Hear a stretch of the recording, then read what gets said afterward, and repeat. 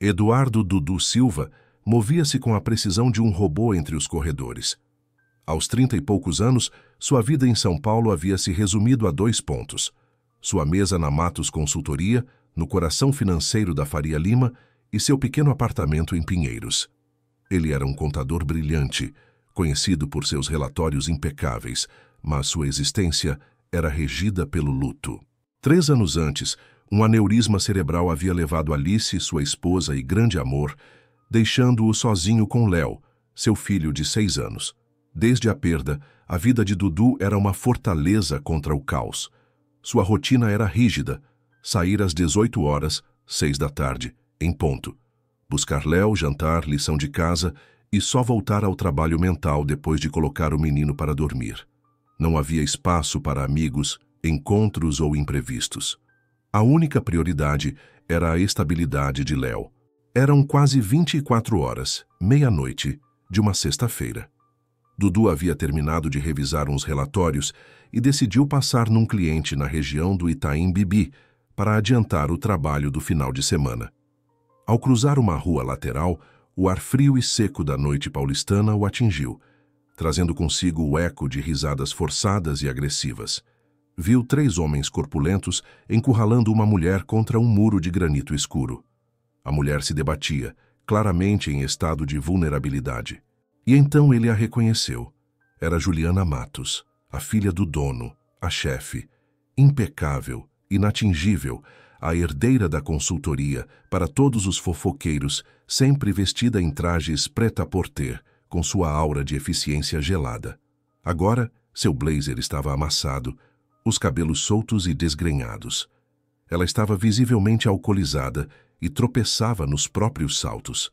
Os homens, bêbados e com intenções óbvias, a estavam pressionando, murmurando obscenidades e ameaças. Dudu não pensou nas consequências, no emprego ou na diferença de status. Ele apenas viu alguém em perigo. O instinto que o fazia proteger Léo acendeu em fúria. "Aí, rapazes, deixem a moça em paz", gritou Dudu com uma voz forte e grave, aproximando-se rapidamente. Os homens se viraram surpresos e ameaçadores. Viram Dudu, um homem de físico forte, embora discreto, com uma expressão de determinação inabalável. Viram que ele estava pronto para brigar. Não valia a pena. Eles murmuraram ameaças sobre cuidar da sua vida e se afastaram, sumindo na escuridão do Itaim Bibi. Dudu se virou para Juliana, que estava desabando. Ele a segurou antes que caísse, o braço firme em sua cintura, todo o peso dela recostado nele. Ela murmurou algo ininteligível sobre relatórios e reuniões. "Juliana, onde você mora?", perguntou Dudu, tentando mantê-la de pé. As palavras dela eram confusas demais. Ele pegou o celular na bolsa dela procurando um endereço, mas estava bloqueado. Olhou o relógio. Quase meia-noite. Não podia deixá-la ali, nem podia simplesmente colocá-la num táxi naquele estado. Ela era sua chefe, a filha do dono, e ele a estava levando para o seu apartamento simples. O risco de um mal-entendido ou de ser demitido era gigantesco. Ele tomou a única decisão que seu instinto protetor permitiu. "Desculpa, doutora. Vamos para Pinheiros", murmurou Dudu. A viagem de táxi foi surreal. Juliana oscilava entre momentos de lucidez passageira, falando sobre o pai, e momentos em que parecia que ia desmaiar. Dudu a manteve firme, tentando não pensar no cheiro de álcool e perfume caro. Ao chegarem, ajudá-la a subir os degraus foi um suplício. Dentro do apartamento, pequeno, mas impecável, com os desenhos de Léo na geladeira, ele a guiou até o sofá, onde ela desabou. Dudu foi à cozinha buscar água, aspirinas e uma bacia. Voltou e tentou fazê-la beber. Ela bebeu alguns goles com um gemido. De repente, ela agarrou o pulso dele com uma força surpreendente. Olhou para ele com olhos repentinamente lúcidos, sem a bruma do álcool, e sussurrou palavras que o atingiram como um soco. "Meu pai tirou tudo de mim, Eduardo. Eu não presto só por ser mulher." E com essa confissão amarga, desmoronou sobre o estofado e começou a roncar suavemente. Dudu ficou sentado na poltrona, vigiando a noite inteira, não por obrigação, mas porque era o certo. Sob a maquiagem borrada, ele viu algo em seus olhos.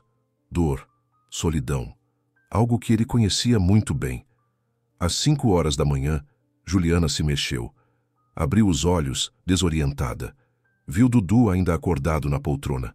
A ficha caiu. Ela se sentou abruptamente e gemeu, levando a mão à cabeça. Dudu lhe entregou a água e as aspirinas. Ela tomou em silêncio. "O que aconteceu?" perguntou Juliana, com a voz rouca. Dudu contou tudo com calma. Os homens, o resgate, a decisão de trazê-la para casa. Juliana ouviu, o rosto ficando vermelho de vergonha. Quando ele terminou, o silêncio era insuportável. Então ela disse simplesmente, "Obrigada." Levantou-se, ajeitou a roupa amassada e perguntou por um táxi. Dudu ligou. Enquanto esperavam, em silêncio pesado, Juliana olhou os desenhos de Léo na geladeira, os brinquedos organizados. Não perguntou nada, mas Dudu sentiu as perguntas em seu olhar. Quando o táxi chegou, Juliana se virou na soleira da porta. Por um segundo pareceu que ia dizer algo importante, mas apenas acenou e saiu. Dudu fechou a porta e se encostou nela, exausto. Ele se perguntou se seria demitido na segunda, se Juliana Matos fingiria que nada havia acontecido. Com certeza. Vamos dar continuidade à história. Aqui está o capítulo 2, Por trás da máscara da herdeira, revelando o motivo do colapso de Juliana e iniciando a transformação do relacionamento. O texto está em português brasileiro. O final de semana foi um tormento de ansiedade para Eduardo. Ele tentou se concentrar em Léo, levou o menino para passear e o ajudou com a lição, mas sua mente voltava incessantemente para aquela madrugada.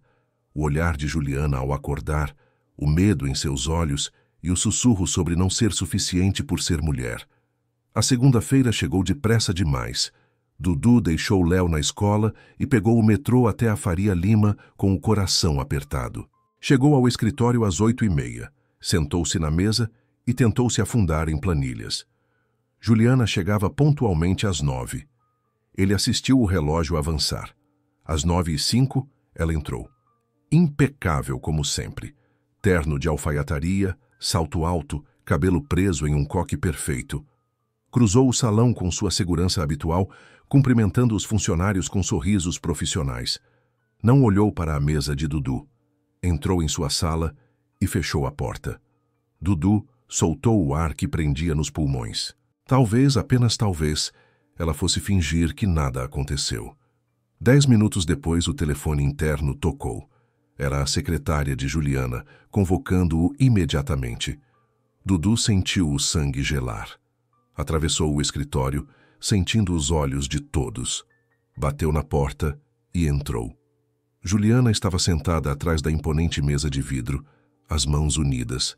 Ela o olhou com uma expressão que ele não soube decifrar e pediu para que ele fechasse a porta. Dudu obedeceu.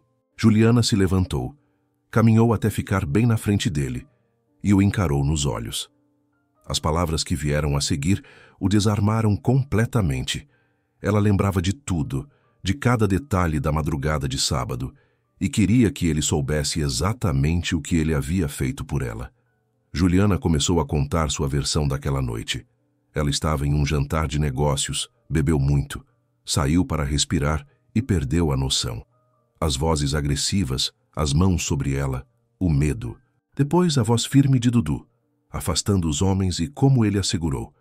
Ela se lembrava de acordar no sofá e vê-lo na poltrona, acordado, vigiando-a. "Você podia ter feito 1000 coisas, Dudu", disse ela, com a voz embargada. "Ligar para alguém da empresa, me largar lá, se aproveitar da situação. Mas você não fez. Você me protegeu e me deixou ir sem julgar, sem querer nada em troca." Juliana prosseguiu com uma voz mais baixa, revelando uma vulnerabilidade inédita. Falou sobre a imagem que todos tinham dela, a princesa herdeira que tinha tudo. "Mas a verdade, Eduardo, é que eu trabalho o dobro de qualquer um para provar que não sou só a filha do Dr. Matos. 14 horas por dia, fins de semana, porque sempre que eu saio alguém quer algo de mim." Ela chegou ao cerne de seu colapso. "Naquela noite, meu pai me disse que ia vender a Matos Consultoria. Ele faria isso sem me consultar. Uma empresa que eu ajudei a construir por 10 anos. E quando o confrontei, ele disse que não podia me deixá-la, porque os investidores não confiariam em uma mulher. Sua voz estava cheia de uma raiva contida. Então eu fui para aquele jantar e bebi até a raiva não doer mais. Dudu sentiu uma compaixão enorme. Ele via Juliana de uma maneira totalmente nova. Não a chefe inatingível, mas uma mulher lutando contra a traição e o machismo. Seu pai está cometendo um erro gigantesco, disse ele suavemente. Eu vi os relatórios que você prepara. Você é brilhante. Juliana o olhou surpresa pelo elogio. Algo em seu rosto suavizou. E o garoto das fotos? Perguntou ela, mudando o foco e indicando uma foto de Léo na mesa de Dudu. Dudu contou sobre Léo e sobre Alice, sua esposa, e a tragédia do aneurisma. Juliana fechou os olhos em um gesto de empatia profunda. Ela se desculpou por tudo. Dudu se desculpou pela dor dela. Ficaram em silêncio. Duas pessoas que de repente se viam de verdade, compartilhando as cicatrizes da perda e da traição. Juliana recuperou a postura profissional. Não quero que fique um clima estranho entre nós, Dudu. Mas quero que saiba que tenho uma dívida de gratidão com você. Dudu negou com a cabeça. Não há dívida, Juliana, eu só fiz o que era certo. Ela o encarou por um momento, depois sorriu tristemente. Você é um bom homem, Eduardo. Provavelmente bom demais para este lugar. Dudu saiu da sala aliviado por não ter sido demitido, mas perturbado. Havia visto a vulnerabilidade de Juliana Matos e o que viu foi alguém tão solitária quanto ele. Nos dias seguintes, algo sutil mudou na dinâmica do escritório. Ao se cruzarem, Juliana não apenas passava, ela parava. Perguntava como ele estava, como estava Léo, e nas reuniões, ela passou a pedir a opinião dele com mais frequência. 2 semanas depois, ela o parou quando ele estava saindo para buscar Léo às 18 horas, 6 da tarde. Em sua sala, ela foi direta. Eu sei que você sai às 6 em ponto e sei que isso já fez você perder oportunidades de promoção. Conversei com o RH, ela anunciou. A partir de hoje, todas as reuniões importantes deste departamento serão agendadas entre as 9 da manhã e as 17 horas, 5 da tarde. E para eventos noturnos essenciais, a empresa cobrirá o custo de uma babá de confiança. Dudu estava em choque. Juliana, você não precisava fazer isso. Preciso, ela insistiu. Você é um dos melhores contadores que temos e está sendo prejudicado por uma política estúpida. E Léo já perdeu a mãe. Não deve perder o pai para um emprego. Dudu sentiu a garganta apertar. Aquela noite, enquanto cozinhava macarrão para Léo, o menino notou como o pai parecia mais feliz. E não parou por aí. As ideias de Dudu receberam apoio público de Juliana. Uma manhã ele encontrou um pacote em sua mesa com um bilhete e dentro um set de Lego de dinossauros. Dudu foi à sala dela naquela tarde. Disse que o presente era demais. Ela respondeu que era apenas um detalhe. Ele insistiu que não queria tratamento especial. Ela perguntou suavemente.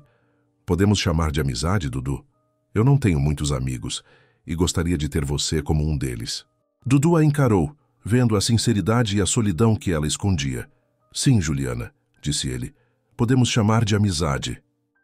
A partir daquele momento, a relação se solidificou. Não eram mais apenas chefe e funcionário, mas amigos. Juliana começou a parar em sua mesa na hora do almoço, perguntando sobre Léo. Dudu descobriu que por trás da fachada de herdeira havia uma mulher engraçada e inteligente. E lentamente, um sentimento que ia além da amizade começou a nascer, mas nenhum dos dois ousava admitir. 1 mês depois daquela noite, Juliana fez algo completamente inesperado.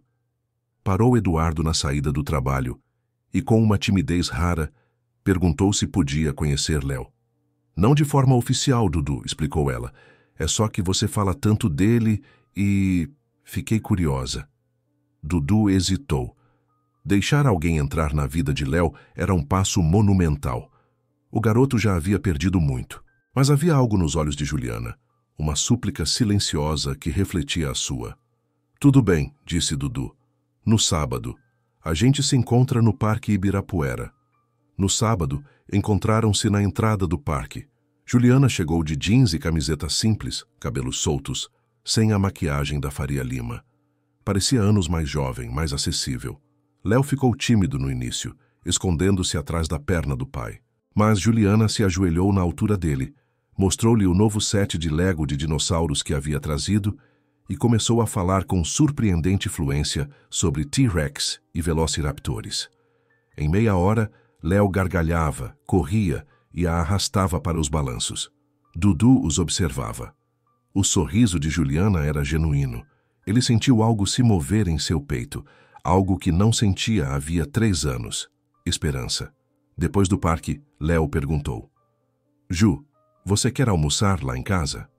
Ela olhou para Dudu, que assentiu. Foram para o apartamento simples em Pinheiros.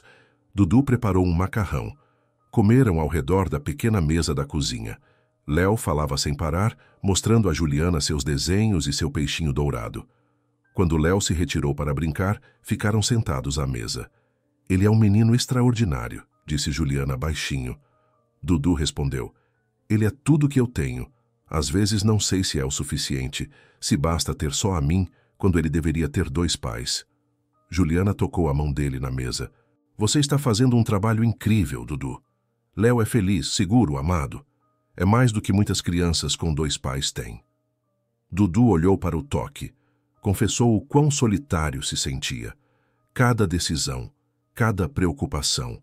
Não havia ninguém com quem compartilhar o peso. Juliana disse em voz baixa que entendia. Não é a mesma coisa, mas entendo. Eu acordo num apartamento vazio. Vou para um escritório cheio de gente que quer algo de mim. Volto para o apartamento vazio. Eu me pergunto se existe mais. Os olhares se encontraram. A fronteira entre amizade e algo mais havia se dissolvido. Dudu não via mais sua chefe. Via uma mulher que o entendia, que sentia as mesmas coisas. As visitas de Juliana se tornaram rotina. Quartas à noite e sábados à tarde. Ela trazia comida ou jogos, brincava com Léo, conversava com Dudu. A solidão que o sufocava há 3 anos aliviou. Léo ria mais e falava da tia Ju o tempo todo. E Dudu estava se apaixonando. Ele havia jurado, depois de Alice, que jamais arriscaria seu coração. Mas vê-la rir com seu filho, ouvi-la preencher o silêncio. Ele não conseguia lutar. No entanto, ele não dizia nada, porque ela era sua chefe, e ele temia que, se arruinasse a amizade, perderia a única pessoa que o fazia se sentir vivo de novo. 3 meses após aquela noite fatídica, o pai de Juliana anunciou publicamente a venda da Matos Consultoria. Juliana ficou arrasada.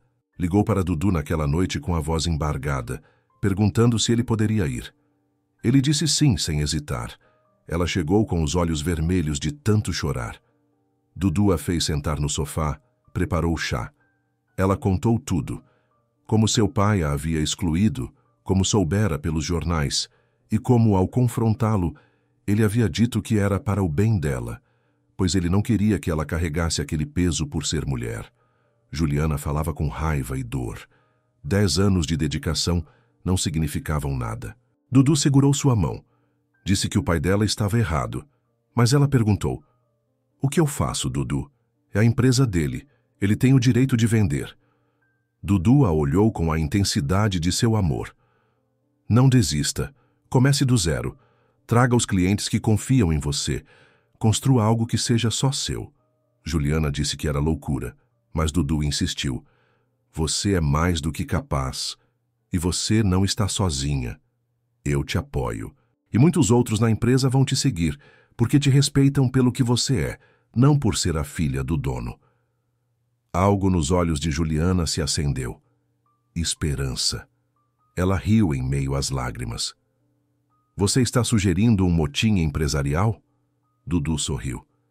Estou sugerindo que você tome o controle da sua vida. E sim, isso pode incluir um pouco de motim saudável. Ela riu de verdade, então, de repente o abraçou. Um abraço apertado, desesperado. Dudu a segurou, seu rosto enterrado nos cabelos dela. Seu coração batia acelerado, e ele soube que havia ultrapassado o ponto de não retorno. Estava irrevogavelmente apaixonado. Quando se separaram, seus rostos estavam a centímetros. Juliana viu o que estava escrito no rosto dele. Ela sussurrou o nome dele. Ele se desculpou apressadamente. Eu não queria. Ela o beijou.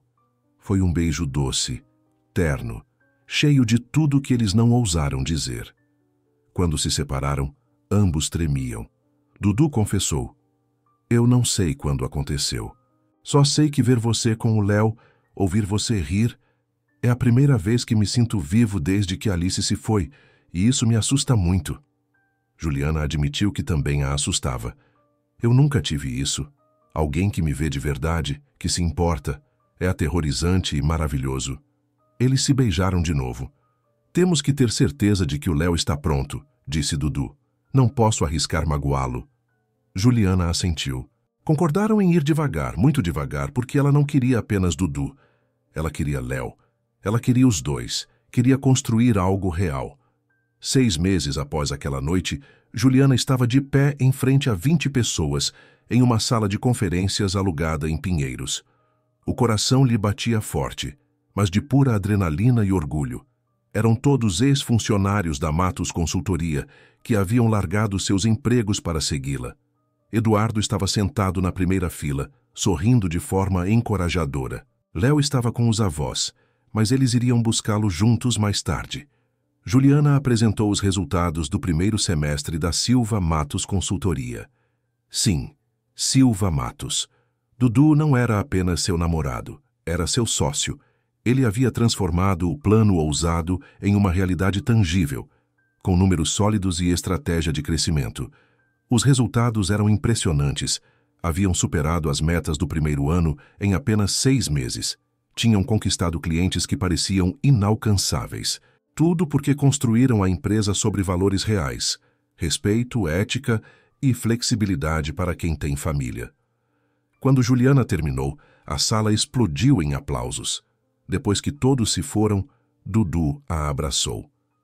Eu estou incrivelmente orgulhoso de você, meu amor. Ela corrigiu sorrindo. De nós dois. Nada disso seria possível sem você.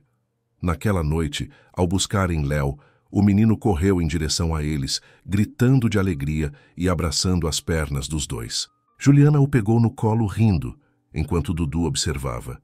Sua família, pensou.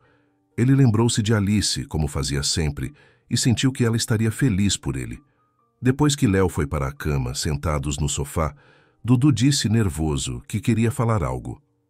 O Léo me perguntou, começou Dudu brincando com as mãos, quando você ia se mudar de vez, e se ele podia te chamar de mãe em vez de tia. Juliana sentiu as lágrimas subirem. Dudu continuou. Eu disse a ele que já estava pronto, mas que ele tinha que perguntar para você, porque você precisava ter certeza. E o Léo disse que está pronto, que te ama e que quer que sejamos uma família de verdade. Juliana chorou abertamente. Ela queria isso mais do que tudo.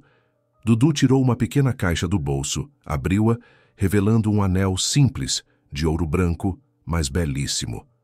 Não é extravagante. Não tenho como competir com diamantes gigantes, disse Dudu. Juliana o interrompeu pegando a caixa. É perfeito, absolutamente perfeito. Dudu perguntou formalmente. Juliana Matos, você aceita se casar comigo? Ser a esposa que eu pensei que nunca mais teria e a mãe que o Léo precisa? Se você quiser, se você acreditar em nós, se você achar que podemos construir algo real. Juliana respondeu que sim, em meio às lágrimas. 1000 vezes sim. Eles se beijaram. Léo interrompeu, entrando na sala. Havia ouvido as vozes. Juliana se ajoelhou, abrindo os braços. Léo correu para ela. Ela o abraçou forte e explicou. O papai me pediu em casamento. Eu disse que sim. Então, se você quiser, eu vou ser a sua mãe. Léo se afastou com os olhos arregalados. É de verdade? Juliana confirmou. Léo gritou de alegria, pulando. Abraçou os dois com toda a sua força, dizendo que tinha uma mãe de novo. Dudu e Juliana riram, segurando o menino entre eles. Uma família nascida de uma crise noturna, cimentada pela amizade e transformada pelo amor. 1 ano depois, em seu casamento, Léo foi o pajem, levando as alianças com orgulho. Quando Dudu e Juliana se beijaram como marido e mulher, ele aplaudiu mais alto do que todos. Naquela noite, enquanto dançavam, Juliana sussurrou que às vezes pensava que aquela noite, no Itaim Bibi, bêbada e em apuros, havia sido a melhor coisa que lhe aconteceu, porque a levou até ele. Dudu assegurou firme. Você teve a coragem de não fingir, de ser vulnerável, de me deixar entrar. Isso mudou tudo. Juliana corrigiu. Você mudou tudo. Você viu alguém em perigo e escolheu parar, ajudar, cuidar. E faz isso todos os dias. Por mim, pelo Léo. Você nos faz sentir seguros, amados, completos. Dudu respondeu que eles faziam o mesmo por ele. Eles o haviam salvado tanto quanto ele a salvou. Continuaram dançando. Duas pessoas solitárias que encontraram uma maneira de não estar mais sozinhas. Um pai solteiro que arriscou seu coração novamente. Uma mulher que teve a coragem de ser vulnerável. E um menino que agora tinha dois pais que o amavam incondicionalmente.